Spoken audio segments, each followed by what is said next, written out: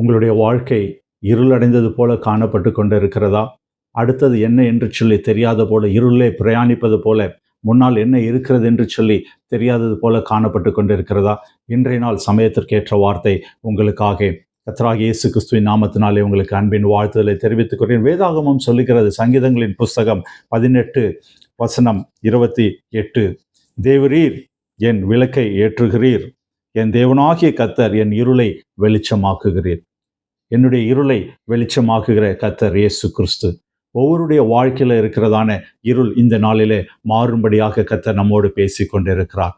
உங்களுடைய வாழ்க்கையில் என்ன இருள் காணப்பட்டு கொண்டு இருக்கிறது? அடுத்து நான் என்ன செய்ய போகிறேன்? எப்படி முன்னேறி செல்ல போகிறேன்? அடுத்தது என்னுடைய வாழ்க்கையில் என்ன காணப்படுகிறேன் என்று சொல்லி தெரியாத ஒரு அங்கலாய்ப்போடு காணப்பட்டு கொண்டு இருக்கிறீங்களா? எத்தனை முறை நான் முயற்சித்தாலும் இதில் தோல்வி தழுவி கொண்டு இருக்கிறேனே, அடுத்தது என்ன என்று சொல்லி அங்கலாய்ப்போடு இருக்கிறேனே என்று சொல்லி ஒரு கேள்விக்குறியோடு காணப்பட்டு கொண்டு இருக்கிறீங்களா? இந்த நாள் கர்த்தர் நம்மோடு பேசுகிறோம். இயேசு கிறிஸ்துவுக்கு இன்னொரு பெயர் ஒன்று, அவர் மெய்யான ஒளி. அவர் மெய்யான ஒளி என்று சொல்லி வேதாகமம் சொல்லுகிறார். அப்படியான மெய்யான ஒளியாகிய இயேசு கிறிஸ்து இன்றைய நாளில் நம்முடைய வாழ்க்கையில் இருக்கிறதான எல்லா இருளையும் நீக்கி போடுகிறார்.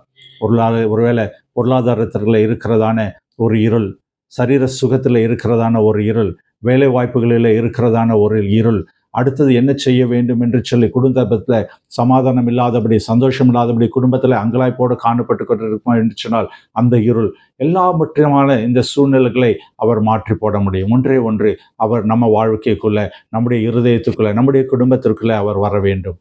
மெய்யான இயேசு கிறிஸ்துவை நாம் ஏற்றுக்கொள்வோமா? அவரிடத்துல ஒன்றுமில்லை. நாம் அவரை நோக்கி ஒரு அப்பா கிட்ட பேசுகிற மாதிரி, ஒரு சகோதரிட்ட பேசுகிற மாதிரி, என்னுடைய வாழ்க்கையில் அந்த ஒளி வேண்டும், அந்த மெய்யான ஒளி வேண்டும், என்னுடைய வாழ்க்கையில் இருக்கிற இருள் நீங்க வேண்டும் என்று சொல்லி நாம் அவரை நோக்கி கேட்போம். அவர் நிச்சயமாக நமக்கு உதவி செய்து நம்முடைய வாழ்க்கையில் இருக்கிற எல்லா தடைகளையும் நீக்கி போட்டு நல்ல ஒரு வழியை உண்டு பண்ணி தருவார். ஒருவேளை அது முடிவிலே எப்படி இருக்கும் என்று சொல்லி அங்கலாய்ப்போடு இருக்கலாம், ஆனால் முன்னேற்றத்திற்குரிய வழியை அவர் நிச்சயமாக அவர் கொடுப்பார். ஒரு ஸ்டெப், அடுத்த ஸ்டெப் என்று சொல்லி முன்னேறி செல்வதற்கு அவர் நிச்சயமாக உறுதுணையாக இருக்கிற தெய்வமாக இருக்கிறார். அப்படியான ஒளியை நாம் இன்று நாளில் பெற்றுக்கொள்வோமா? ஜெபிப்போம்.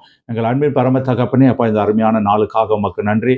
எங்கள் ஒவ்வொருடைய வாழ்க்கையில் இருக்கிற இருளை நீர் நீக்கி போடுகிறீர், ஒரு வெளிச்சத்தை தருகிறீர். நீரே அந்த மெய்யான வெளிச்சம் என்று சொல்லி நாங்கள் அறிந்து கொண்டோம். அதற்காக உமக்கு நன்றி செலுத்துகிறோம். ஒவ்வொருவரும் கூட இருந்து வழி நடத்துங்க, அவர்களுக்கு வேண்டிய தேவைகளை சந்திங்க. இயேசு கிறிஸ்துவின் ஜெபிக்கிறோம் நல்ல பிதாவே, ஆமேன், ஆமேன்.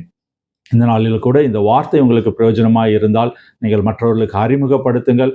அவர்களுடைய வாழ்க்கையிலும் அவர்களும் மெய்யான ஒளியாகிய இயேசு கிறிஸ்துவை அறிந்து கொண்டு வாழ்க்கையில் இருக்கிற இருள் நீங்கும்படியாக நீங்கள் உதவி செய்யுங்கள். இதை சப்ஸ்கிரைப் பண்ணி மற்றவர்களுக்கு ஷேர் பண்ணும்படியாக உங்களை அன்போடு கேட்டுக்கொள்கிறேன். கர்த்தர் உங்களை ஆசீர்வதிப்பாராக. ஆமேன்.